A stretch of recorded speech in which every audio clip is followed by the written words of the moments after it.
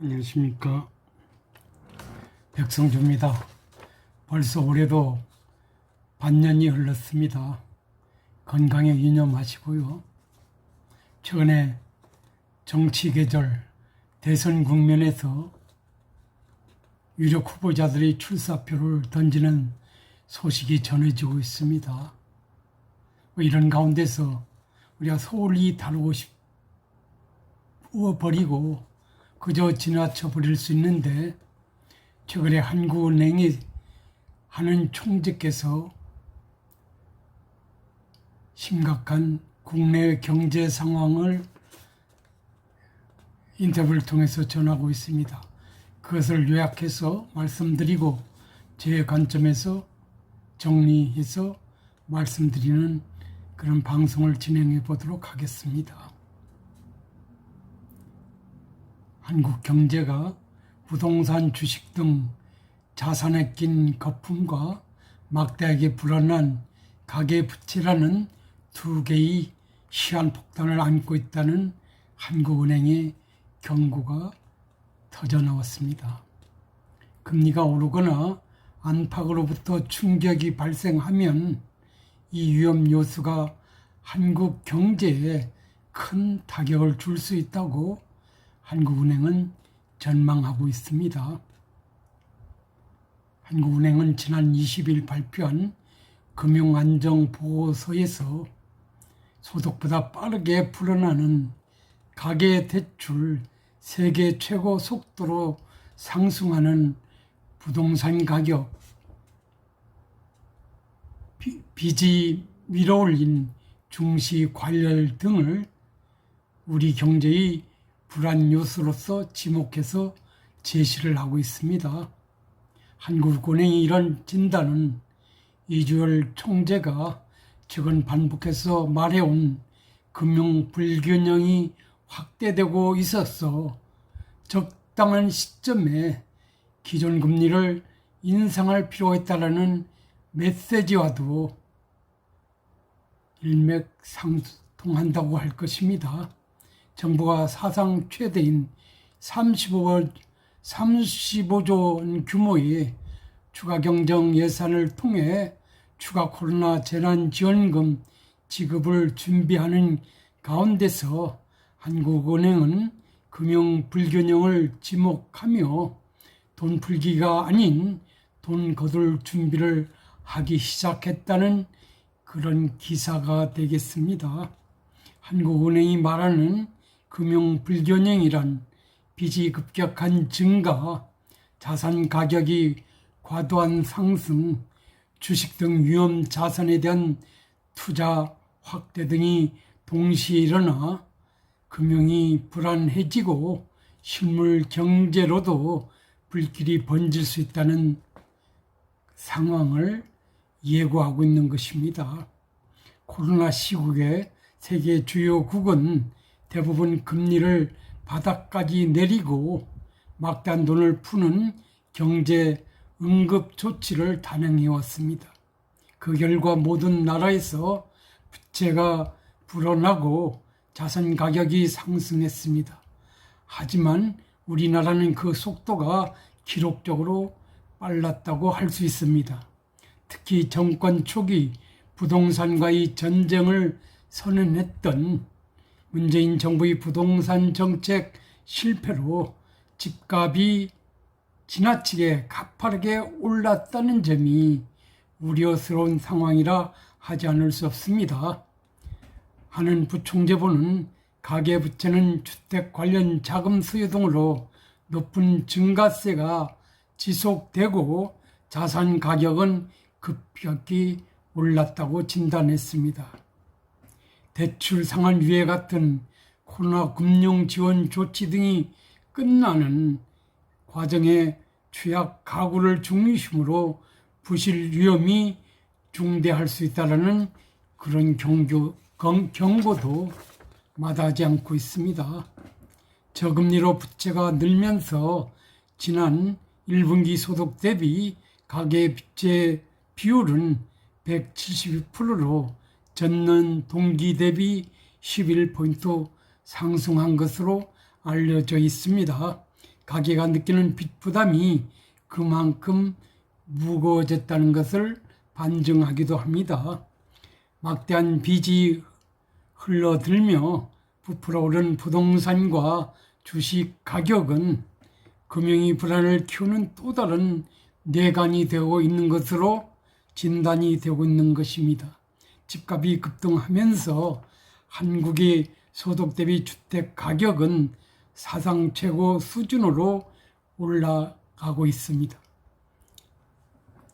KB국민은행이 집계한 지난 1분기 연간 소득 대비 주택 가격 비율은 17.4%로 전년 동기 13.9%보다 크게 올라간 것으로 나타나 있습니다. 한 해 전까지만 해도 1년 연봉을 14년치 정도 모으기만 하면 집을 살 수 있었는데 이제는 17년치를 합쳐도 집 사기가 어려워졌다는 진단이 나오고 있는 것입니다. 한국이 연간 소득 대비 주택가격 비율 상승 속도는 OECD 주요국 가운데서 가장 빠른 것으로 나타나 있기도 합니다. 한국은행은 보고서에서 금융 불균형이 누종된 상황에서 대내외 충격이 발생하면 과도하게 오른 주택 가격이 큰 폭으로 하락할 위험도 있다고 경고하고 나섰습니다. 우리나라의 증시 또한 세계 최고 수준으로 상승하고 있습니다. 이른바 동학개미가 증시를 몰리며 코스피는 지난해 연초 대비 49% 올랐습니다. 세계에서 가장 높은 상승이라고 할 것입니다. 만약 증시 거품이 꺼져서 주가가 크게 하락하면 대출받아 투자한 사람들은 빌린 돈을 갚을 길이 없어지는 상황이 벌어지게 되는 것입니다. 자산 가격이 상승한 데다가 지난해 한 해 150조 원이 불어난 가계부채 부담이 겹치는 상황이 지속되면 우리 경제가 위기에 대응할 맷집을 크게 약해진다는 것이 한은이 우려스러운 진단이라고 할 것입니다. 이종환 한은 시스템 리스크 팀장은 자산 가격이 너무 빠르고 과도하게 상승하고 그 과정에서 부채가 같이 불어나게 되면 후일 자산 가격 하락이 초래할 금융 위험은 더 커진다고 진단했습니다. 대출자들이 상환 능력이 떨어지면서 연체 위험이 높아지는 동시에 소비도 줄어서 실물 경제로 충격이 번질 가능성이 커지고 있다는 진단이 되겠습니다. 한은은 이런 이유로 적절한 시점에 기준금리 인상을 단행해서 과도한 빚과 거품을 덜어낼 필요가 있다고 보고 있습니다. 이주열 한은 총재는 지난 11일 한은 창립 기념사를 통해서 경제가 견실한 회복세를 지속할 것으로 예상된다면 현재의 완화적 통화 정책을 적절한 시점부터 정상화, 다시 말해서 기준금리 인상을 해나가야 한다고 말했습니다. 이 총재는 지난달 금융통화위원회 후 기자회견에서도 여건에 따라 연내 기준금리 인상이 가능하다고 본다고 밝혔었습니다. 한편으로는 이미 대출을 받은 이들이 원리금 상환액이 커지며 가계의 빚 갚을 부담이 커질 가능성도 없지 않아 보입니다. 현재 한국이 가계대출 중 약 70%는 시중금리가 오르면 대출금리가 따라 오르는 변동금리 대출이라는 점에서도 우려스럽다고 하지 않을 수 없습니다. 금리가 1포인트 오르면 가계이자 부담은 연간 12조 원 가까이 늘어난 것으로 분석이 되어 있기도 합니다. 이주열 한은 총재는 결국 연내 기준금리 인상이 필요하다는 결론을 내린 것 같습니다. 지난달 금융통화위원회 후 기준금리 인상을 고려할 수도 있다고 운을 뗀 지 한 달 만인 지난 24일 연내 금리 인상은 당연하다고 하는 입장을 정한 것으로 알려져 있습니다. 코로나 백신 접종이 주요국에서 신속하게 진행되며 수출 중과세가 이어지고 소비심리 회복세도 확실해지자 이제는 코로나 방어를 위해 푼돈이 부풀린 경제의 거품을 걷어낼 때가 됐다고 판단한 것으로 이해가 되고 있습니다. 미국 연방준비제도 또 제로로 묶여있는 기존금리 인상 예상 시점을 애초에 2024년 이후에서 2023년으로 최근 앞당긴 것으로 외신은 전하고 있는 것 같습니다. 내년 말부터 인상이 시작될 것이라는 목소리도 나오고 있는 것입니다. 코로나 경제 충격을 방어하려던 세계 각국 통화 정책이 긴박한 돈 풀기에서 돈 거두기로 선회할 조짐을 보이고 있는 상황인 것입니다. 우리 한은도 이런 상황에 맞는 결정을 내리겠다는 것이 최근의 입장인 것 같습니다. 이주열 한은 총재는 한은이 시중에 풀린 돈을 거둘 채비에 본격적으로 나서는 이유를 두 가지 들었습니다. 한국 및 세계 경제의 탄탄한 회복 그리고 빚과 자산 가격에 낀 불안한 거품이라고 했습니다. 우선 경기 변동 신호는 곳곳에서 나오고 있습니다. 한은은 최근 올해 경제 성장률 전망치를 4.0으로 종전보다 1포인트 올려서 보고 있습니다. 소비 심리가 살아나면 물가도 빠르게 올라 지난달 소비자 물가는 9년 1개월 만에 가장 높은 2.6%까지 치솟은 것으로 알려져 있기도 합니다. 글로벌 경기 변동으로 우리 경제의 중요한 동력인 수출도 부활하는 것으로 진단하고 있습니다. 관세청에 따르면 우리나라 수출은 지난해 11월 이후 7개월 연속 증가했고 지난 5월엔 46% 급증한 것으로 알려지고 있습니다. 하는 입장에선 코로나가 유발한 경제 충격을 방어하기 위해서 금리를 최저 수준으로 유지할 명분이 지금은 줄어들었다는 진단을 내리고 있는 것입니다. 결국 이주열 한은 총재는 수출 호조와 내수 회복 조짐을 배경으로 금리 인상에도 경기 회복세가 크게 흔들리지 않으리라는 판단을 하고 있는 것으로 알려지고 있습니다. 갈수록 커지는 부채 및 부동산, 주식 가격 급등 등 우리 경제의 위험이 될 수 있는 두 폭탄을 해체하는 작업을 시작해야 한다는 것이 한은의 입장인 것 같습니다. 한은은 지난 20일 발표한 금융안정보고서에서 한국이 금융불균형이 금융위기 이후 가장 취약한 수준이라고 지적을 했고 이 총재도 24일 금융불균형이란 단어를 5번이나 쓰며 빚과 자산 가격 거품이 초래하는 위험을 경고하고 있는 것입니다. 한은이 말하는 금융불균형이라는 것은 빚이 급격한 증가, 자산 가격이 과도한 상승, 주식 등 위험 자산에 대한 투자 확대 등이 동시에 일어나 금융이 불안해지고 실물 경제도 타격을 입을 수 있는 상태를 그렇게 표현하고 있는 것입니다. 초저금리는 대출 문턱을 낮춰서 빚더미를 키우고 금융 불균형을 악화시키는 원인이 되어왔다는 것입니다.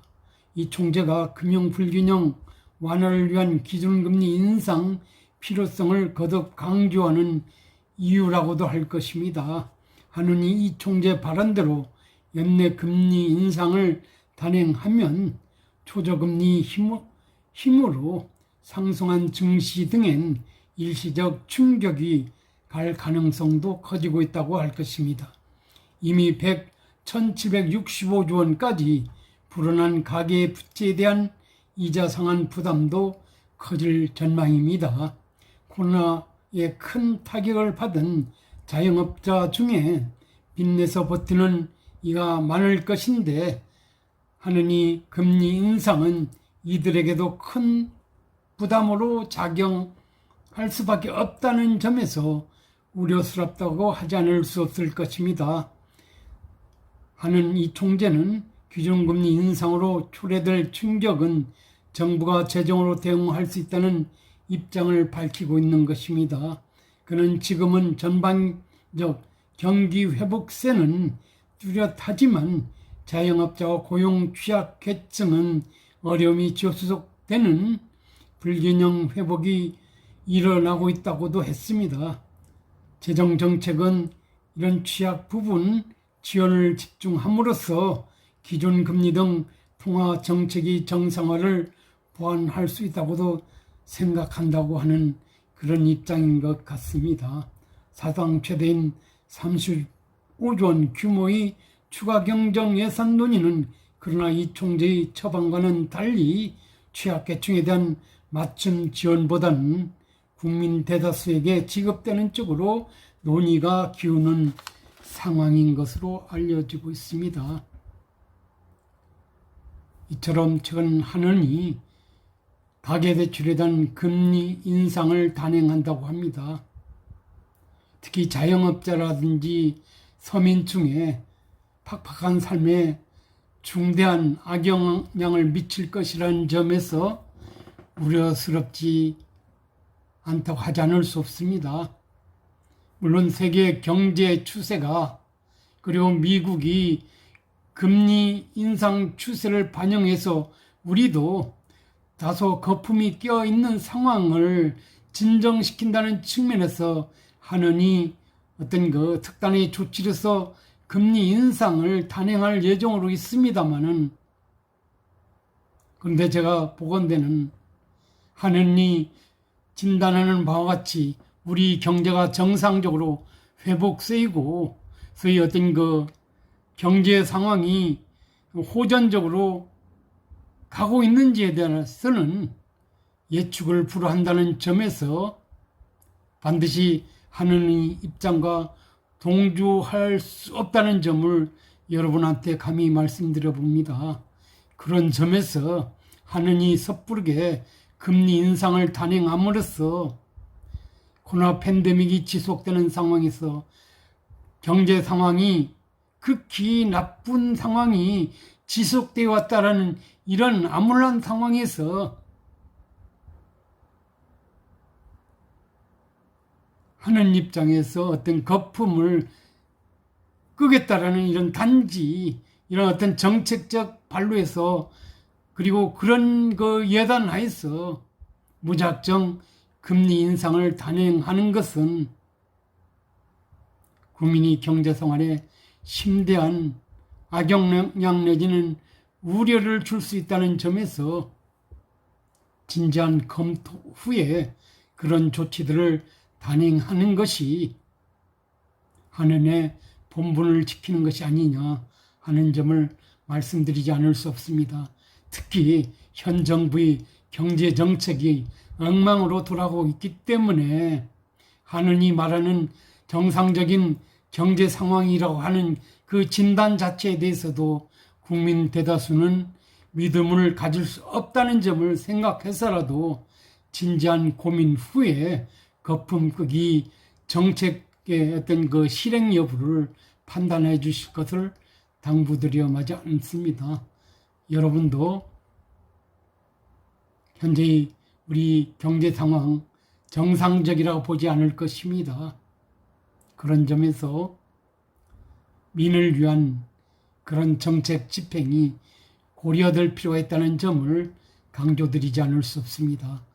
여러분도 어떻든 하느니 금리 인상을 단행한다라니까 이 점에 유념하셔서 가계대출 문제라든지 먹고 사는 문제, 자영업을 영위하는 이 문제에서 충분히 미리미리 준비해서 대처하는 그런 지혜로운 삶이 되시기 바랍니다. 즐거운 그리고 하루가 되시기 바랍니다. 감사합니다.